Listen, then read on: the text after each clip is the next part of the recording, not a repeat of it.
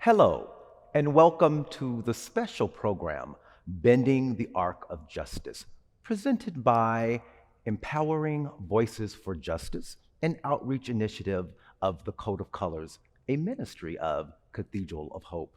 My name is Reverend Ray Jordan, and I'll be your host for today's festivities. Thank you for tuning in.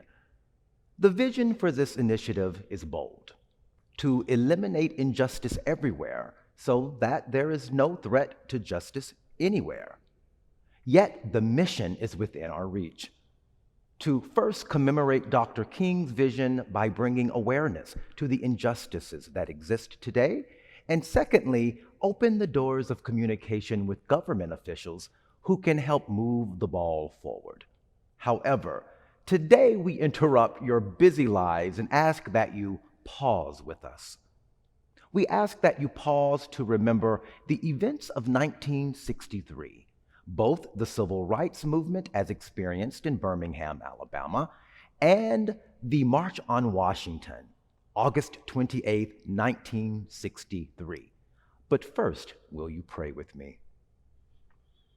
Good and gracious God, God of strength and valor, God of tenderness and compassion, God of peace, God of justice, we have gathered near and far through the gift of technology to simply say thank you. We thank you, Lord, for the wisdom and guidance, for the strength and patience you have afforded throughout the generations of worn and weary warriors, soldiers of peace, fighting the good fight of justice and equality, often finding themselves in good trouble. Oh God, may we be so brave, so wise, and so audacious to do the same, until all your children have sustenance and safety, peace and provision. Give us, God, the strength and the foresight to keep marching forward. Bless now, oh God, this program, those who have planned so long and worked so hard. Bless their efforts. May it be a seed planted, yet to produce a miraculous harvest of justice 100-fold. These things and many others we pray in the matchless name of Jesus. Amen. 1963 undoubtedly was a year of precarious times, especially in the life of the American civil rights movement. Let's talk a bit about what it must have been like. In 1963, the city of Birmingham, Alabama, was the largest city in the South.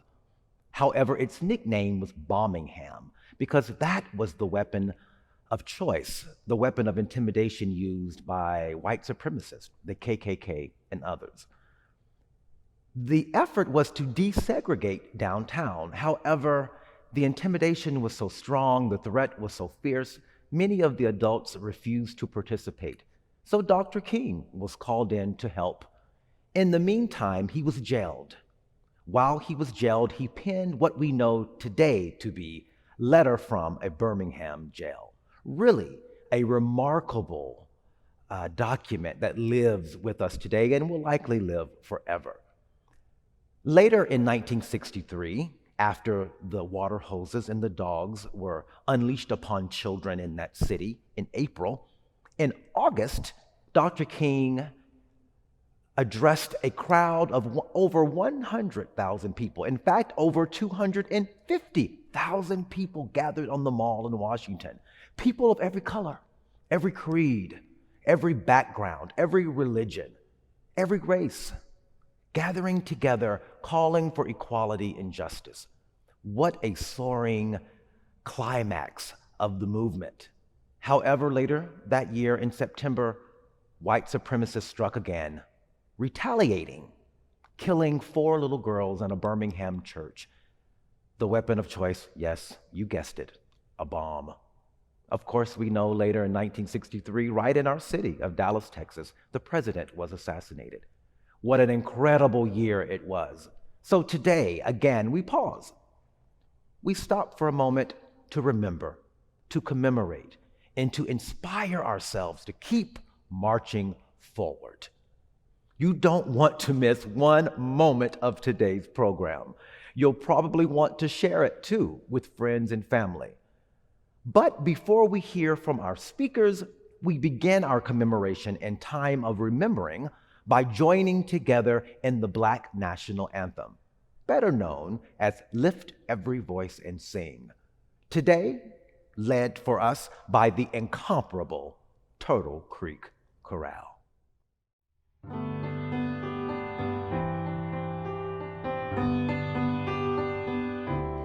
Lift every voice and sing till earth and heaven ring with the harmonies of liberty. Let our rejoicing rise high as the listening skies. Let it ring sound loud as the rolling seas. Sing a song full of the faith that the dark past has taught us.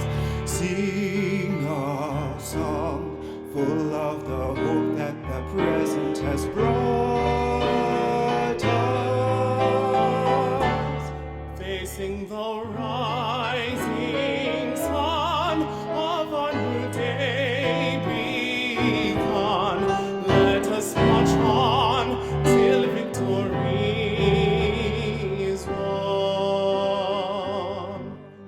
Stony the road we trod, bitter the chastening rod, felt in the days when hope unborn had died.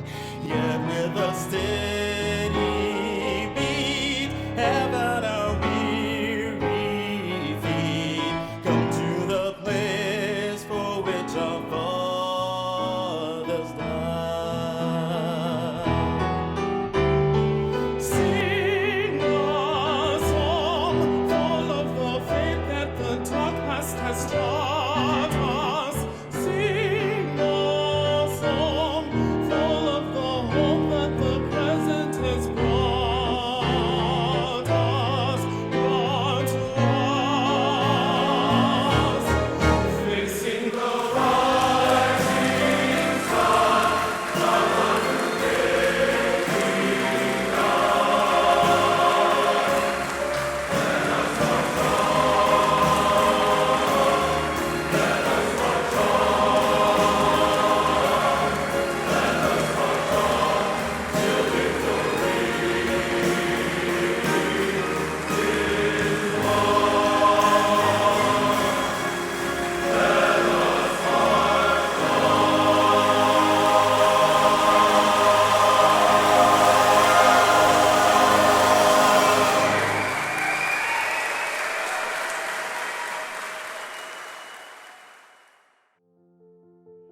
The recent murder of George Floyd, Breonna Taylor, Malaysia Booker, and so many others have given the world a shocking dose of reality that many people of color live with within their daily lives. As a Black man, I have experienced a lot of this hatred firsthand. As I watched the funeral of George Floyd and heard Reverend Sharpton passionately express the need for a march on Washington, D.C. for the anniversary of Dr. Martin Luther King's I Have a Dream speech, I felt the need to do something. But like most people, I also felt that my voice was small, too small to make a difference. Although I'm actively involved with the Code of Colors at the Cathedral of Hope and a few other organizations, I pushed that need to the side. But that feeling remained for days. Every morning, I would wake up with that same drive to do something. What enforced that need for action was 3 people. John Erdos, a friend at church who reached out to me and said that he wanted to help or be a part of whatever event the Code of Colors would do, because it is past time for change. Lyle Maddox, a friend for over 20 years, through his tears, asked if he had ever done anything to offend me or to make me feel less than because of the difference between the colors of our skin. He pleaded for me to tell him if he did, so he can fix it now. Finally, my 16-year-old daughter, Jordan, who was trying to find ways that she could step up and help make a difference for the Black Lives Matter movement. So I took my small voice to the amazing group of people of the Code of Colors. To make a short story even shorter, what was planned as a small march in Dallas for Black Lives Matter and against all forms of hate crime has now grown into this national vigil in less than 2 months. My name is Darnell Williams, and I have learned that even a small voice could hold power if you share it. I hope you will enjoy this program and discover ways that you too can make a difference. In the words of the late civil rights leader, John Lewis, we must find a way to get in trouble, good trouble. One day, when the glory comes, it'll be ours, it'll be ours. And one day, when the war is won, we will be sure, we will be sure. Glory, glory, oh glory, glory, oh glory, oh glory. Hands to the heavens, no man, no weapon formed against. Yes, glory is destined. Every day women and men become legends. Sins that go against our skin become blessings.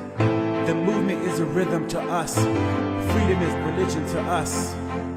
Justice is just positioning us. Justice for all just ain't specific enough. The son died, his spirit is revisiting us.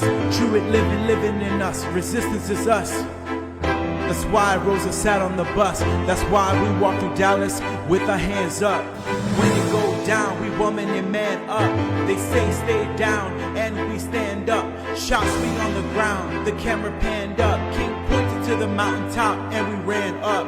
One day, when the glory comes, it'll be ours, it'll be ours. Oh, glory, glory, oh, glory, glory, glory, glory, oh, glory, glory. Now the war is not over, victory isn't won, and we'll fight on.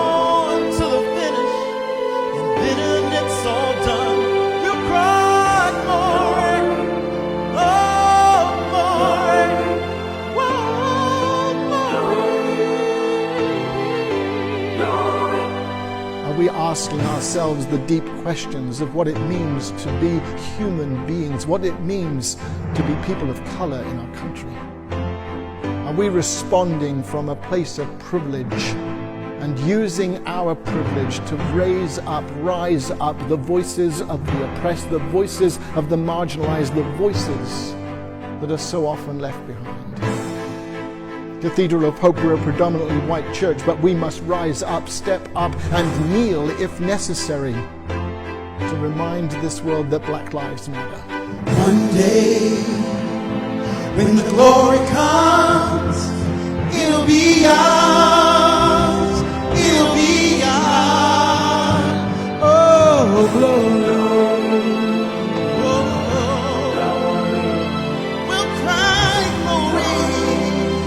Cry glory, we'll cry glory.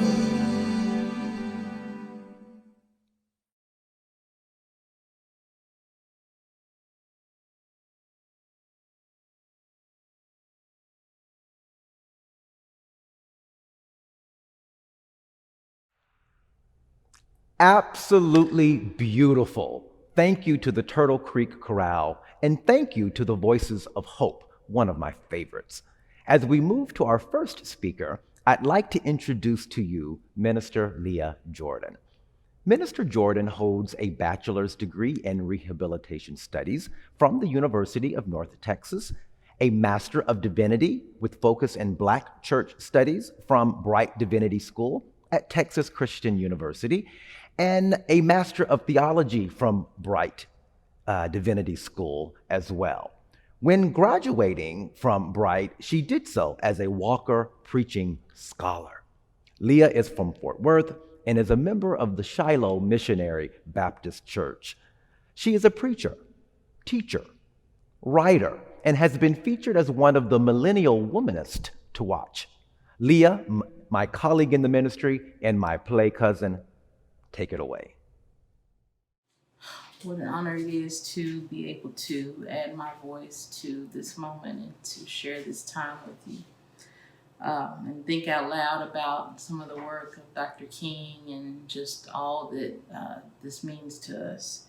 So here we are at the 57th anniversary of the March on Washington, and of course that's where he did his famous I Have a Dream speech, and we now know that that was inspired by a young Reverend Dr. Prathia Hall.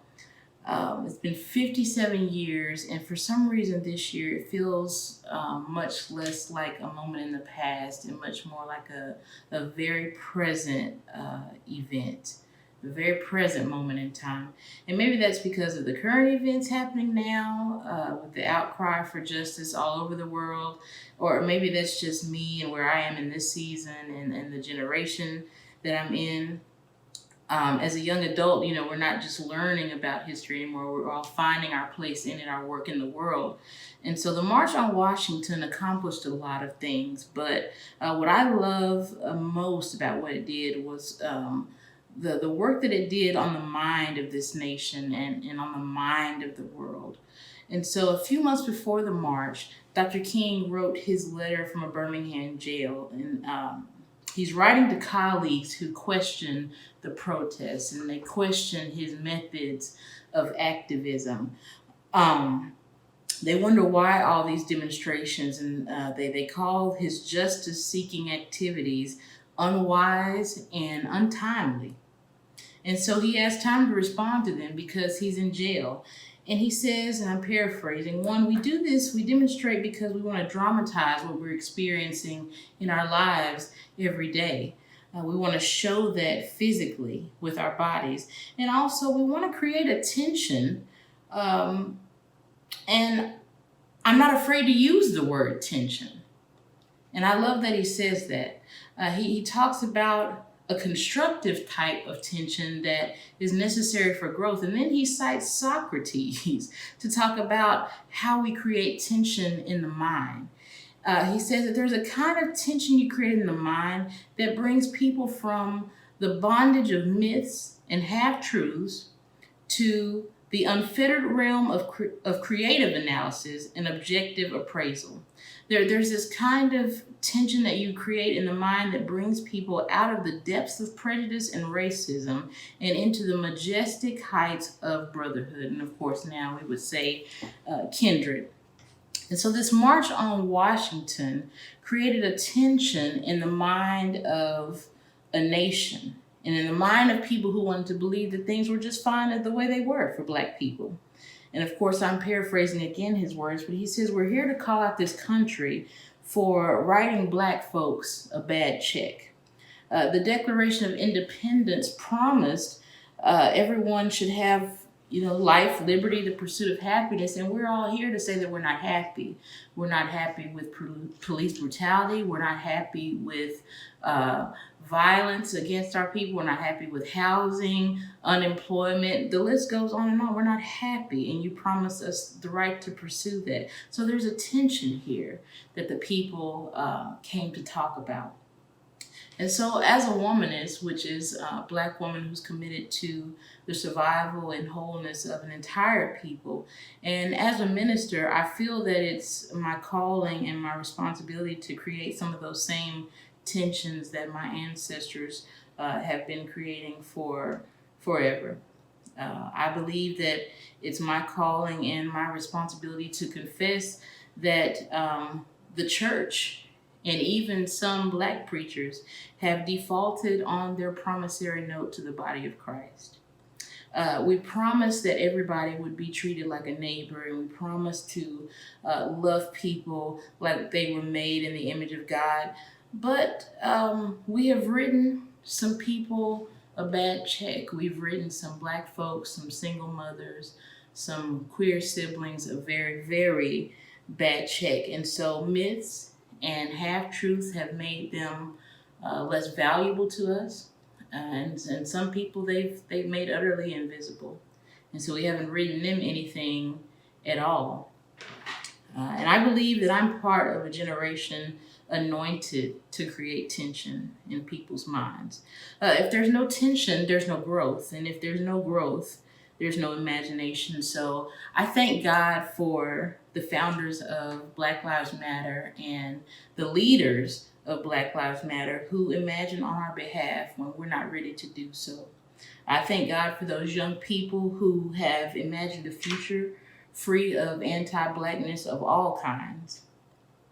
The message is really simple. It's that all Black people, well, their lives matter first, and that they deserve to thrive in every aspect of their life. And as simple as that is, sometimes that creates a tension because it's not what we're taught in church. And I think that it is, the responsibility of all clergy persons to name that truth. Not just clergy people, but any people who speak to the public imagination. We have to name that truth that all Black lives matter because it has turned out to not be so self-evident. So I hope that you will join me in speaking to the things that we hold true until it creates the tension that creates the growth that leads us to an imagination of a new future of wholeness and anti-Blackness. God bless you and keep you all.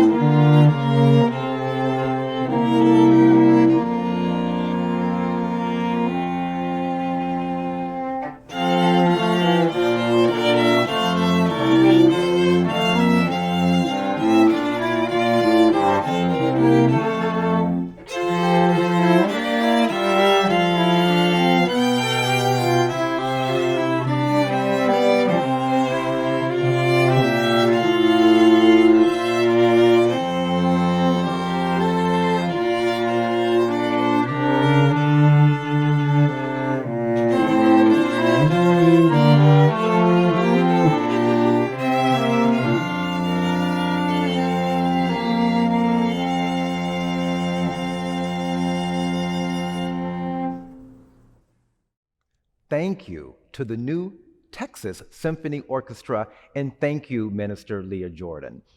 Yes, as Leah lifted, there is tension, and it's far time for the era of white supremacy and anti-Black racism to come to an end.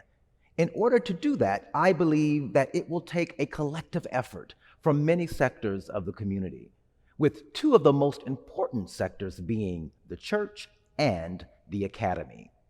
Our next speaker I'm happy to introduce is an expert at masterfully marrying both.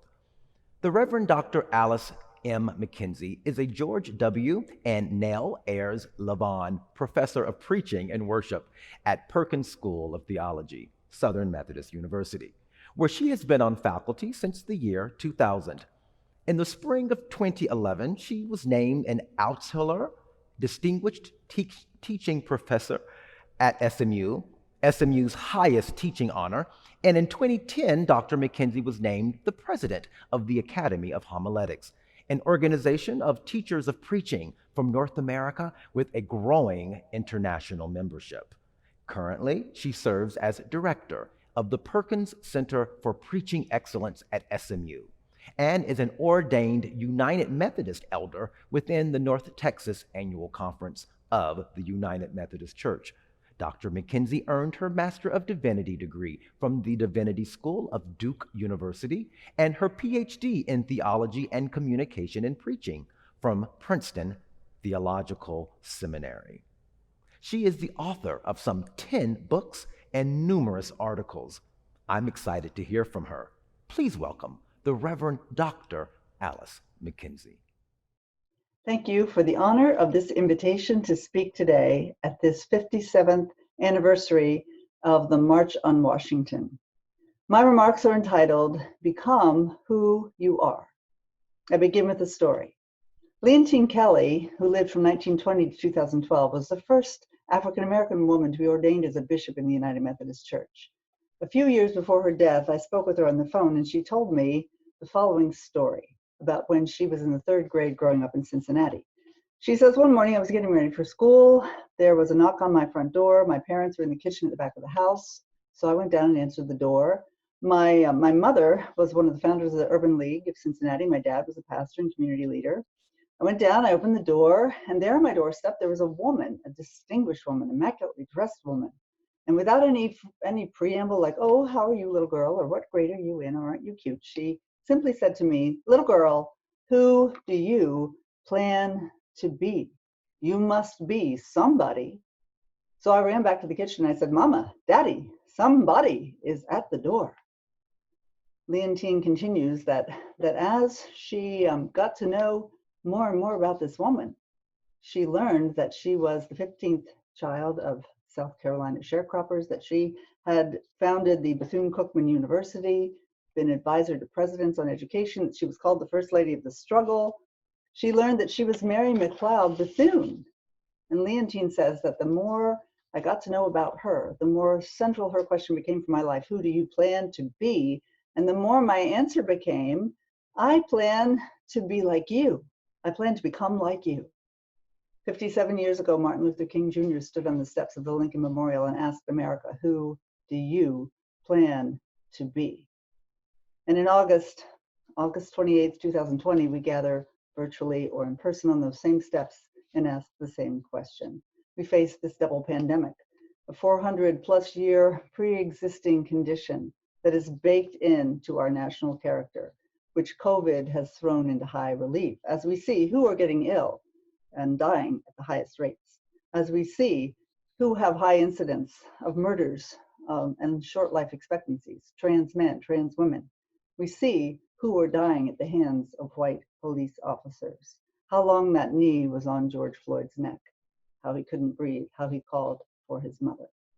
We know that many of us are no longer willing to accept our own freedoms while we see our fellow Americans subjugated on the basis of color, bodily ability, sexual orientation. Whoever or whatever we plan to be, it's not a nation that tolerates that anymore. There's an old Cherokee story about the two wolves. A grandpa's talking to his grandson, and he said there are two wolves fighting it out in everybody's soul. There's a good wolf, a wolf of love and compassion. There's an evil wolf of cruelty and hatred. They fight it out. And the grandson says, well, which of them wins? And the grandfather says, the one we feed. Martin Luther King challenged us to feed the good wolf, and so did John Lewis. President Obama, in his eulogy for John Lewis, said that John always saw the best in us. And because he saw the best in us, he never quit. He kept keeping on. He never gave up. My vocation is as a minister of the gospel. I am an ordained United Methodist pastor, and I've had many years of parish experience and also now teach preaching and worship at Perkins School of Theology, where I work with seminary students of all backgrounds, ethnicities, sexual orientations, and also pastors in the trenches. And so what I do is start my class by telling the story of Leontine and Mary McLeod Bethune and asking my young preachers, who do you plan to be? And for all preachers of all backgrounds, I advise them to find their own voice, sing their own song, find that core of gospel courage that can help them to stand steady and speak truth to power. But now, as far as my white students, who are serving all white congregations who are often more conservative than their pastors, I have some specific advice. And one piece of advice is help your people to become people who are understanding that racism is not specific acts by bad people, but it is systemic, baked in. The other thing I want them to realize and help shape their people to know is that it's not enough to say I'm not racist, which is a statement of neutrality and inaction, but to move to what Ibram Kendi says is I am an anti-racist, a statement of action and opposition. And I want them to help their congregations remember the Apostle Paul's words that we are the body of Christ. Whatever hurts one member hurts the whole. Whatever helps one member helps the whole. As Martin Luther King Jr. put it, in his letter from the Birmingham jail, we are caught in an inescapable network of mutuality, tied in a single garment of destiny. What affects one directly affects all indirectly. As Kamala Harris says, there is no vaccine for racism. We have to do the work. But we don't do that work alone. We do that work by the power of God at work in us. This is the same God who made us in his image, bends the arc of history toward justice, came to earth to help us to get it right. And when his son, God's son, seemed to be about to be cruelly snuffed out, God resurrected him and told death and hatred to go to hell. Reverend Gardner Taylor, who died in 2015 at age 97, was a close friend of Martin Luther King Jr. and his father. Dr. Taylor was often called the Dean of the nation's Black preachers. Every preacher has their favorite themes, and his was becoming like Jesus, becoming who we are. He loved to preach on 2 Corinthians 3:18. We all with unveiled faces, beholding the glory of the Lord as though reflected in a mirror, are being transformed from one degree of glory to another. This comes from the Lord, the Spirit. My favorite sermon of his ends with this question. Did you know that it is possible for us to become so much like Jesus that on that future day, when we meet our Lord, an angel looking at Jesus and looking at you, looking at Jesus and looking at you, will ask, which one is Jesus? Now, I don't know about you, I have a long way to go before that. But in the meantime, let's answer the door. Somebody is knocking, and we know who it is. It is the Lord. And the Lord is standing before us, our nation, our churches, asking, children of God, who do you plan to be? I think the best answer for all of us is this. We want to be like you. We plan to become who we are, the best within us. May it be so.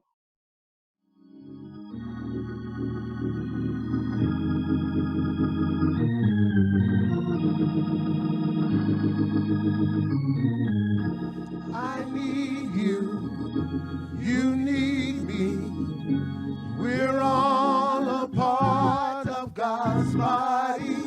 Stand with me, agree with me. We're all a part of God's body. It is His will that every need be supplied. You are important to me. I need you to survive. You are important to me. I need you to survive. I need you. You need me. We're all a part of God's body. Stand with me.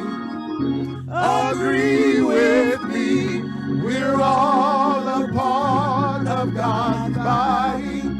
It is His will that every need be supplied. You are important to me. I need you to survive. You are important to me. I need you to survive.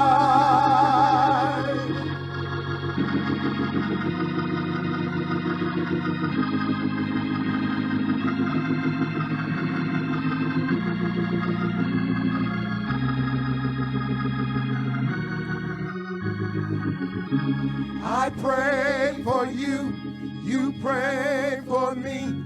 I love you, I need you to survive. I won't harm you with words from my mouth. I love you, I need you to survive. I pray for you, you pray for me. I love you, I need you to survive.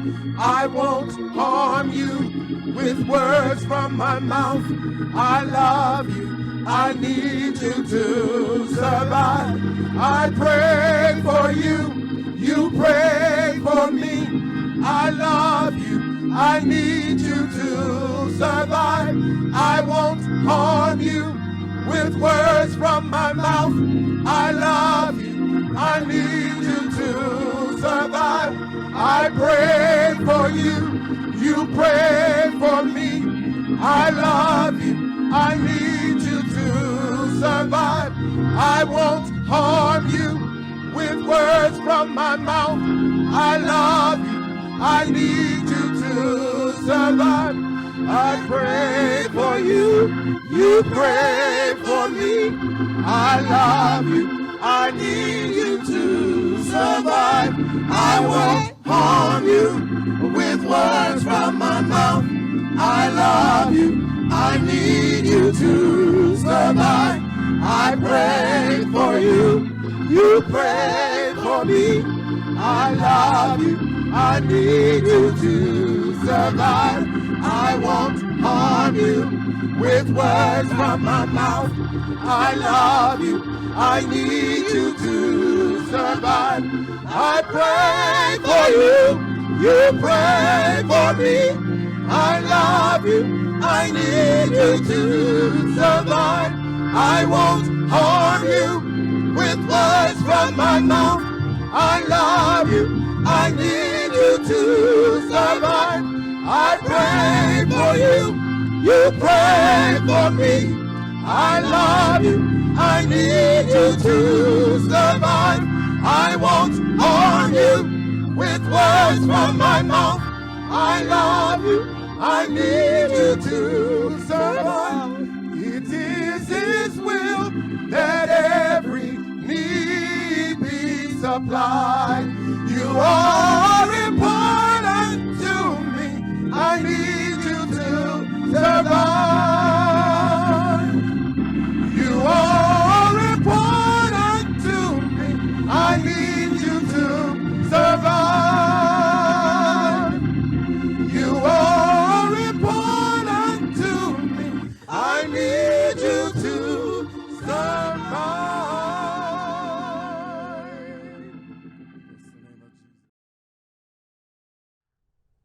Living Faith Community Church Choir, thank you.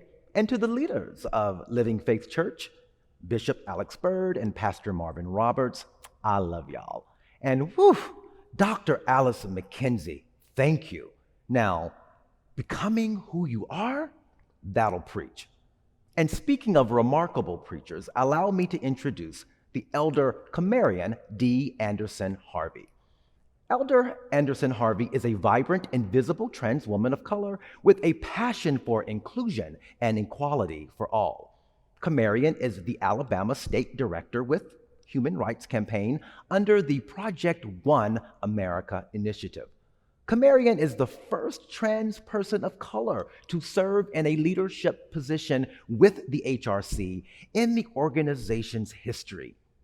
But before joining the HRC and relocating to Alabama, Kamarian worked in the field of public health and education, managing both local and national prevention initiatives focusing on HIV/AIDS and other health disparities that impact marginalized communities.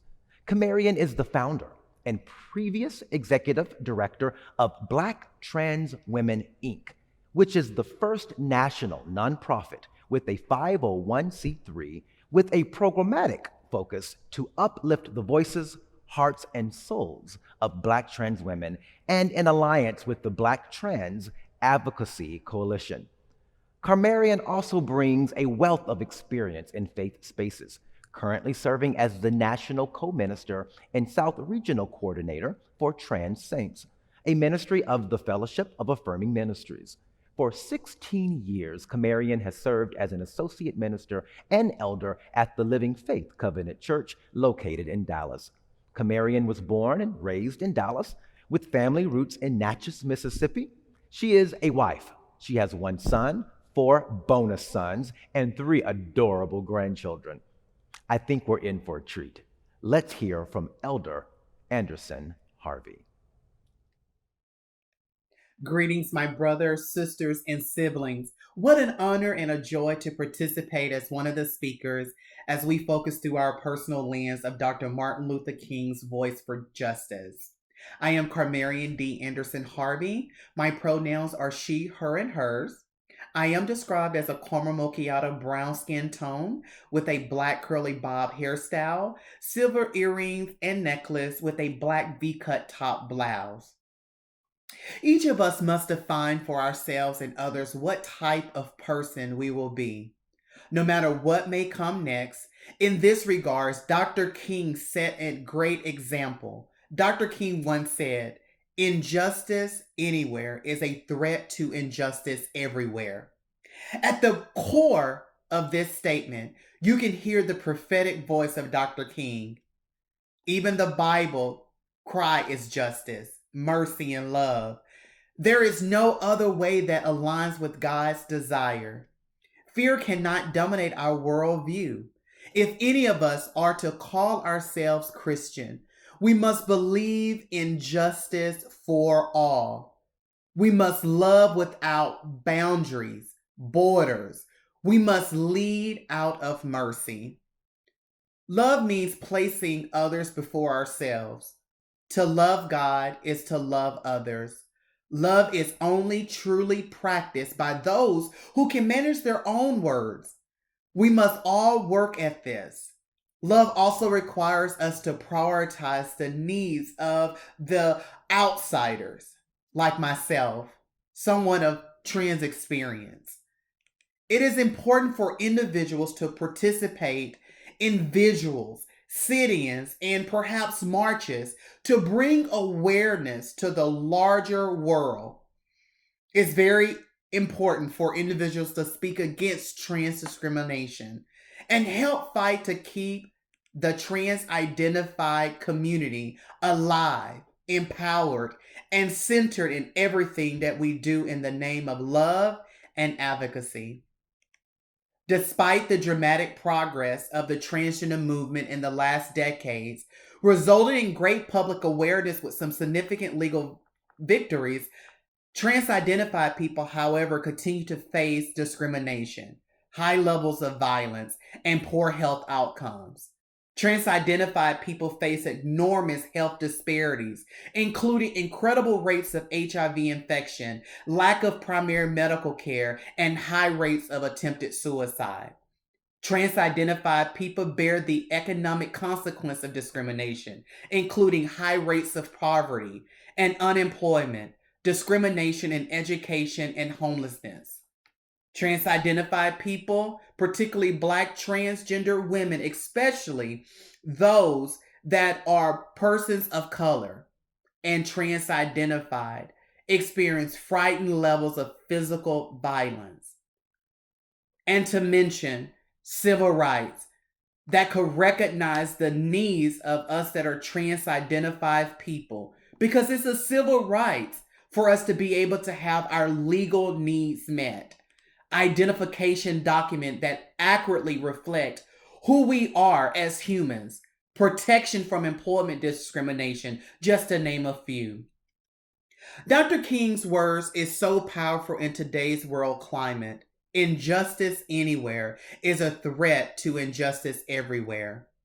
I often like to say that I can cross-reference this perhaps thought of Dr. King and find this in a sermon perhaps in the Bible of Ezekiel 37. It's a familiar passage. We hear it all the time, the valley of the dry bones. But I wonder, who are the dry bones in this valley, in this community? And so I am commissioning you to do your part, because the bones are waiting on you. The trans-identified community is waiting on you. Black Lives Matter movement, the transgender community is waiting on you, because we're still Black as well.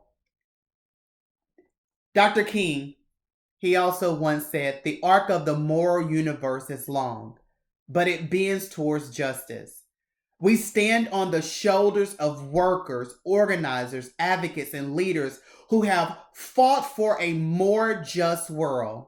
We have ancestors such as Marsha P. Johnson, Sylvia Rivera, Bobby Jean Baker, Lois Bates, just to name a few. We also have some current leaders that's still on the front line for the fight for trans inclusion. Miss Major Griffin Grayson, Sharon Grayson, Naomi Green, Dee Dee Waters, Shannon Walker, Pocahontas Duvall, Monica Roberts, Diamond Collier, just to name a few. So I leave you with this. It is our duty to fight for our freedom. It is our duty to win.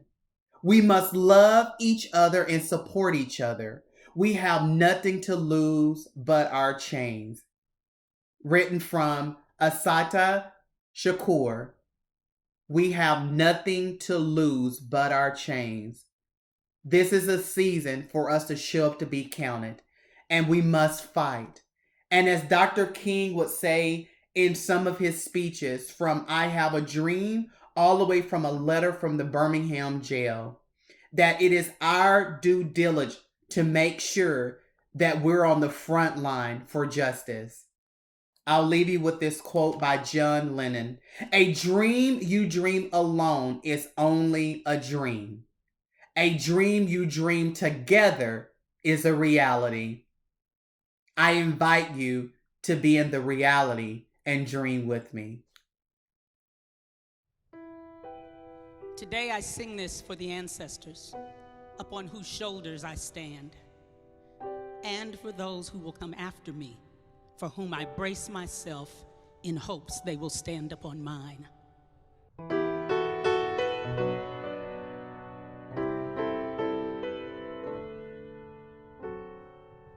Go out and tell our story, let it echo far and wide. Make them hear you, make them hear you. How justice was our battle and how justice was denied. Make them hear you, make them hear you. And say to those who blame us for the way we chose to fight, that sometimes there are battles that are more than black or white. And I could not lay down my sword when justice was my right. Make them hear you.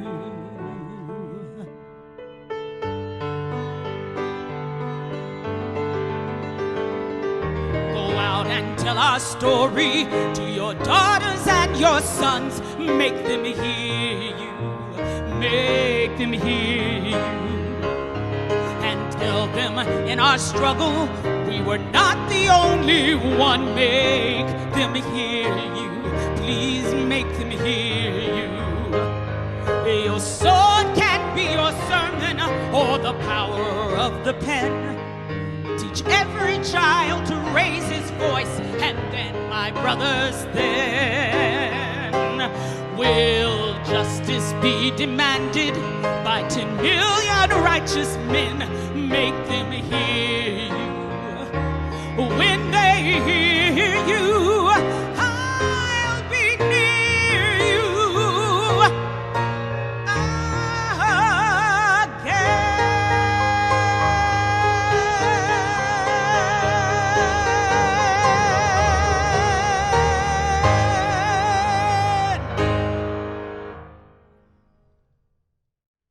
Really, is there anyone quite like Denise Lee? Thank you, Denise. And thank you, Carmarian, for helping to connect the dots between the vision of Dr. King and the experience of our trans siblings. So important and so well done. Our next speaker also helps connect the dots in areas of diversity and inclusion. The Reverend Dr. Carolyn Hessel is an associate professor of homiletics, the study of preaching, at Austin Presbyterian Theological Seminary, and is an ordained minister in the Presbyterian Church, USA. Dr. Hessel holds a PhD from Emory University and a Master's of Divinity and a Master of Theology, both from Princeton Seminary. Her master's thesis and PhD dissertation focused on how white preachers can engage the topic of racism. She is the author of Anxious to Talk About It, Helping White People Talk Faithfully About Racism, and Preaching About Racism, a guide for faith leaders. Her first two books together won the Best Book of the Year award from the Academy of Parish Clergy. Well, this past June, her latest book came out, entitled The ABCs of Diversity, Helping Kids and Ourselves Embrace Our Differences, co-authored by Joy Harris-Smith. She's been interviewed by CNN and Newsweek, as well as several radio shows and podcasts. She is the mother of two and is active in promoting greater awareness of racism and the need for diversity within her community in Austin. We're in for a treat. Welcome to Dr. Carolyn Hessel. Hi, my name is Carolyn Helsel, and I teach preaching at Austin Presbyterian Theological Seminary. Winter Law has asked me to speak on the subject of Martin Luther King's letter to a Birmingham jail. And she invited me because one of my recent books is on the ABCs of diversity, helping kids and ourselves embrace our differences. So she wanted me to try to speak to the young people today. How do we translate King's words into meaningful ways that we can interact and relate to one another today? So I'd like to just briefly quote this letter. Injustice anywhere is a threat to justice everywhere. We are caught in an inescapable network of mutuality, tied in a single garment of destiny. Whatever affects one directly affects all indirectly. So what does that mean for young people today? Well, one of the things that you may have seen this past summer are all of the uprisings, the protests, people coming out with posters and marching, all because of one man's death, George Floyd. What affects one directly affects all indirectly. You see, it wasn't just George Floyd's death. It was before him, Breonna Taylor's death. It was Ahmaud Arbery's death. It was the death of so many Black and brown men and women and trans people. All of these deaths that have been caused because of people's bigotry and racism and inability to see how each of us are interconnected in this web of destiny. So one person, it feels like, what can I do? What can I do when I see all of this injustice happening around the world? Well, each of us can do something. What I find so inspiring is that the marches of this past summer, many of them were were started by young people, by teenagers who stood up and said, I've got to get my friends together. I've got to unite my city to say this has to stop. The number of police profiling and the amount of police brutality that communities of color have suffered for so long, we need to say something. And you saw not just young people starting these movements, but young people joining in, and parents bringing their children to these marches. Now, I know this is a really hard time for everybody. This is the summer of COVID. We've been going through months of isolation and social distancing and having to wear masks. But I want you to know that even as we struggle in our own individual ways, we are still connected by this web of destiny. So I want to encourage the young people out there and the parents out there to think about how we can continue to raise up leaders who will make a difference, who will acknowledge that we are all in this together. We need one another. And when we see suffering, we need to say something. When we see somebody suffer, we need to ask ourselves, how can I help? So I encourage all of you, however old you are or young you are, to see what kind of difference you can make. Now, some of you may be wondering, well, what about these protests? Why did people have to go out and cause an interruption? Because a lot of people got mad that people were in the streets and blocking traffic and things like that. But I want to read another part of Dr. Martin Luther King's letter from Birmingham jail. He says, you may well ask, why direct action? Why sit-ins, marches, and so forth? Isn't negotiation a better path? You're quite right in calling for negotiation. Indeed, this is the very purpose of direct action. Nonviolent direct action seeks to create such a crisis and foster such a tension that a community which is constantly refused to negotiate is forced to confront the issue. So a lot of people are wondering, why all of these protests? Well, Dr. Martin Luther King says that we have to have these moments of direct action because for so long, people have refused to listen. The cries of those who have suffered have gone unheard. And so we need to be able to stand up and to speak out and to make a difference. Because if we don't, then people will continue to not listen to the voices of the oppressed. So I encourage you, do what you can, when you can, where you can. If you see suffering, say something, and you can make a difference.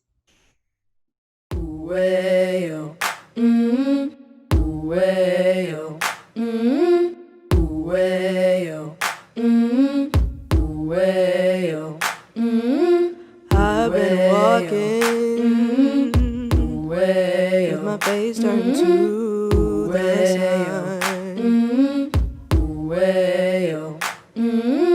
Weight on my shoulders, pulling in my gun. Well, I got eyes in the back of my head, just in case I have to run. Do what I can when I can, while I can for my people. While the clouds roll back and the stars fill the night, that's why I'm gonna stand up, take my people with me. Together we are going to a brand new home, far across the river. Can you hear freedom calling, calling me to answer? Gonna keep on keeping on, I can feel it in my bones. And I know what's around the bend might be hard to face, 'cause I'm alone. And I just might fail, but Lord knows I tried. Sure as stars fill up the sky, stand up, take my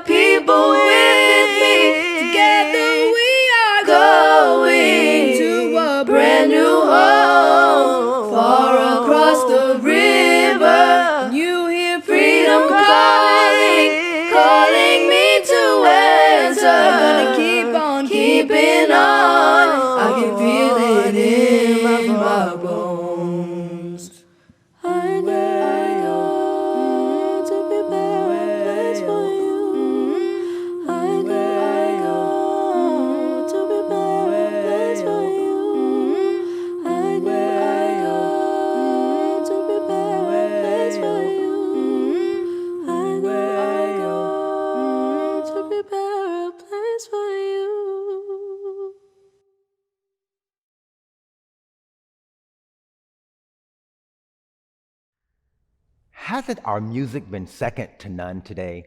Thank you, Douglas family, and thank you to Dr. Hessel for helping introduce the work of justice to the next generation. Now, we close our time together with a closer like none other, the Reverend Will Horn. Will Horn is the founder and overseer of the Cosmopolitan Network of Churches and Ministries. He is also the CEO of Will Horn Ministries and the Will Horn Community Impact Foundation. He is the former lead pastor of Cosmopolitan Congregation of Dallas and currently serves on the board of Teen Pride USA.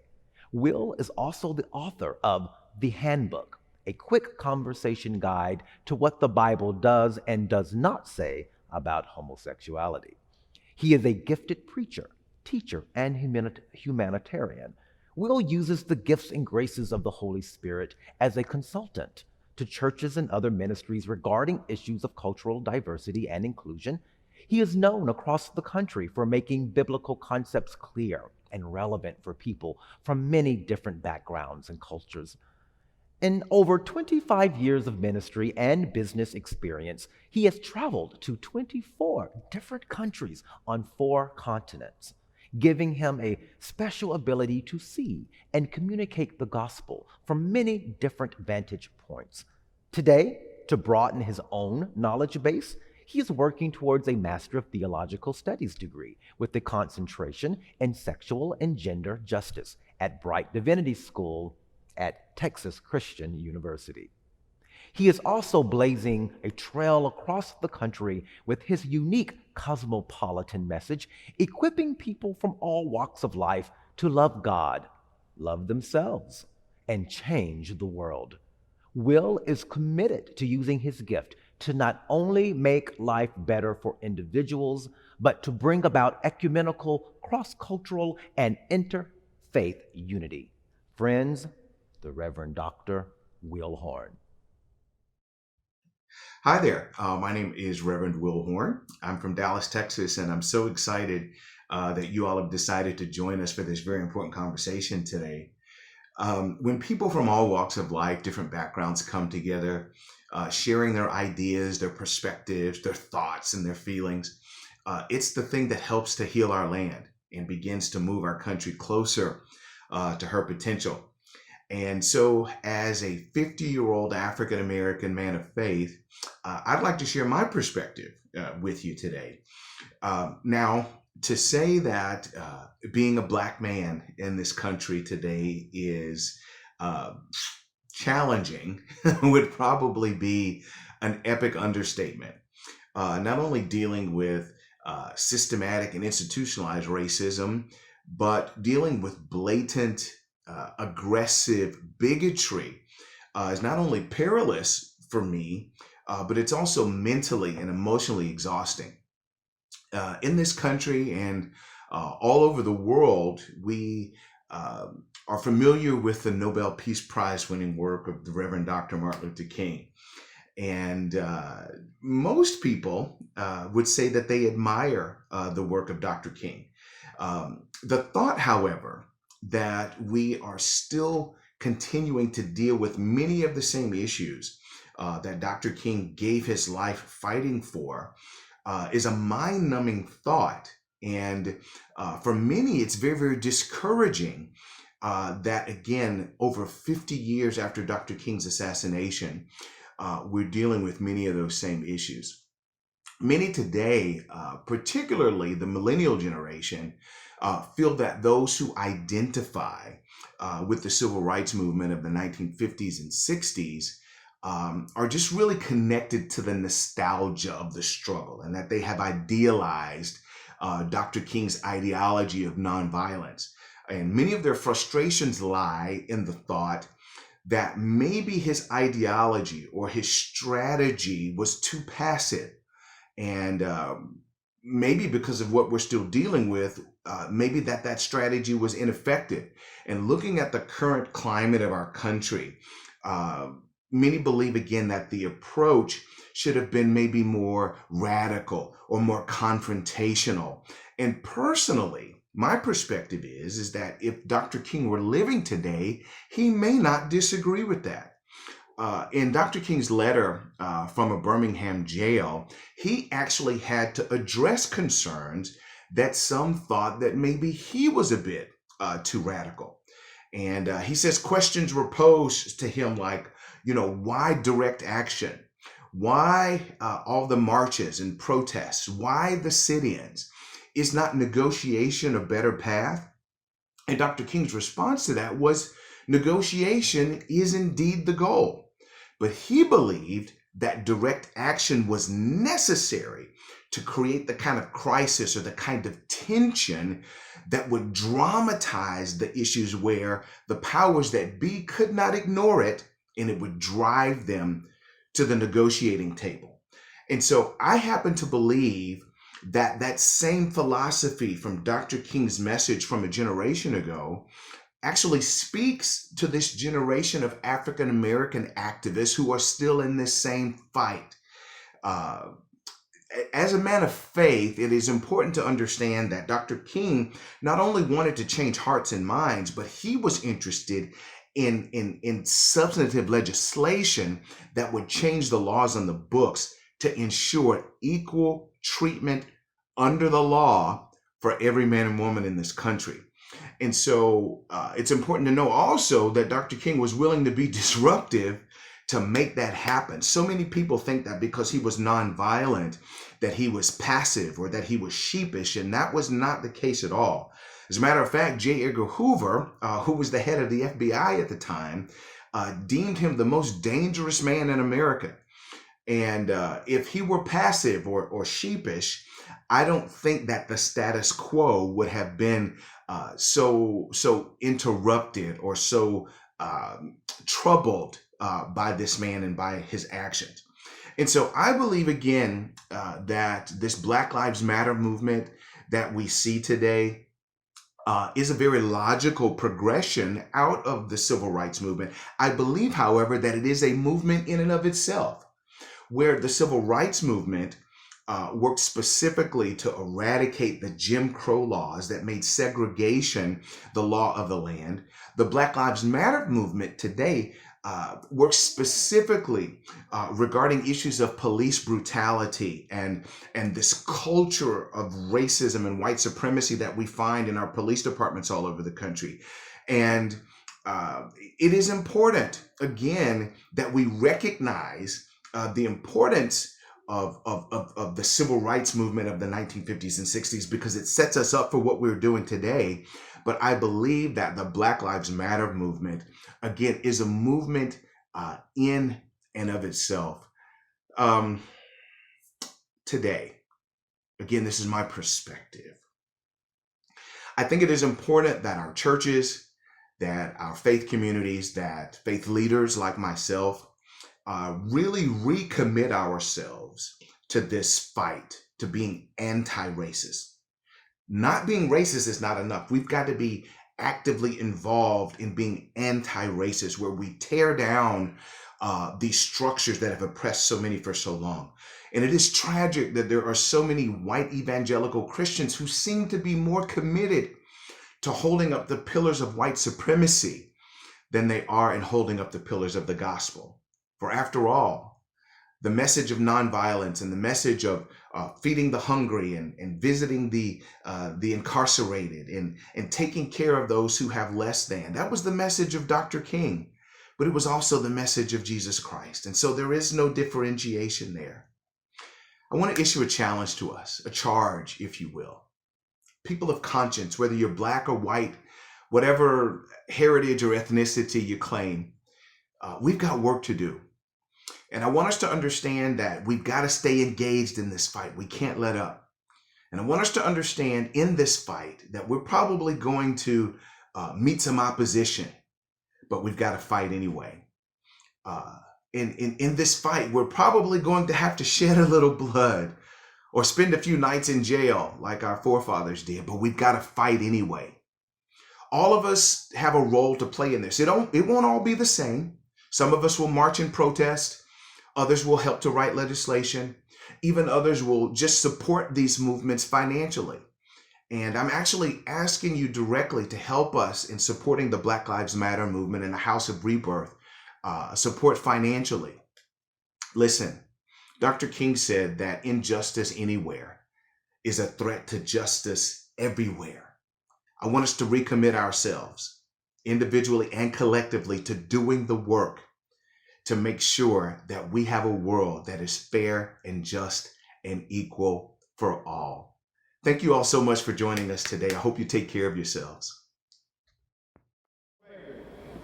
Those who have said be patient and wait, we must say that we cannot be patient. We do not want our freedom gradually, but we want to be free now.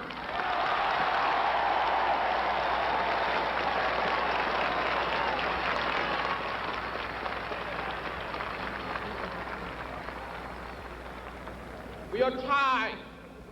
We are tired of being beaten by policemen. We're tired of seeing our people locked up in jail over and over again. And then you holler, be patient. How long can we be patient?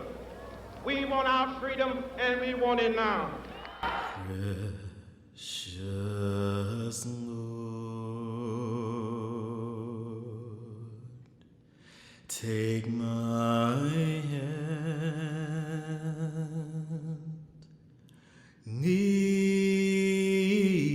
me on, let me stand. I am tired,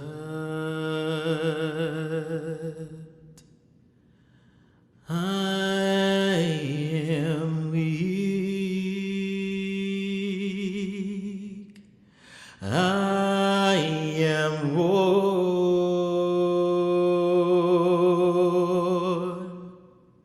through the storm, through the night. Lead me on to your light. Take my hand, precious Lord, lead me on. When my way grows dreary, precious Lord, linger here. When my light is almost gone, at the river I will stand. Guide my feet, Lord, Lord, take my hand. Please take my hand, my precious Lord, and lead me home.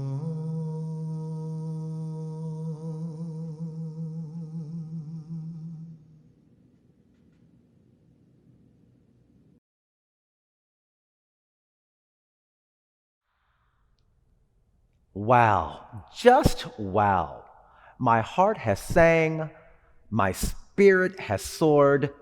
We've been challenged, we've been encouraged, and we're ready to run on to see what the end's going to be.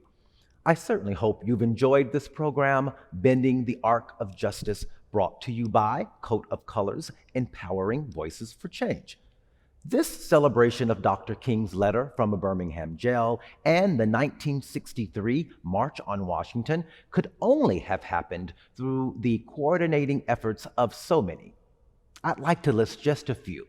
Of course, the Cathedral of Hope, United Church of Christ in the Coat of Colors Ministry, First Community Church, United Church of Christ in Dallas, Higher Living Christian Center, Living Faith Covenant Church, Promise United Church of Christ in Dallas, The Gathering, a womanist church, Disciples of Christ, also in Dallas, and a host of community volunteers, including the selfless dedication of Reverend Winter Laws, who has been a part of and helping to lead these kinds of initiatives at the Cathedral of Hope for nearly 30 years. Winter, you are one of a kind, and this program simply could not have happened without you. As someone who has been blessed by your ministry, thank you. And I'd like to remind us, if you would like to know more or to give a gift perhaps, you can find our website for this initiative at www.livinghopeservices.org/EVF Justice. www.livinghopeservices.org/EVF Justice. You can also use Cash App, $Living Hope Services, but please put Empowering Voices for Justice in the memo. Until we meet again, the march continues. Keep lifting your voices. Keep fighting the good fight. God bless you, and may God keep you until we meet again. Peace out.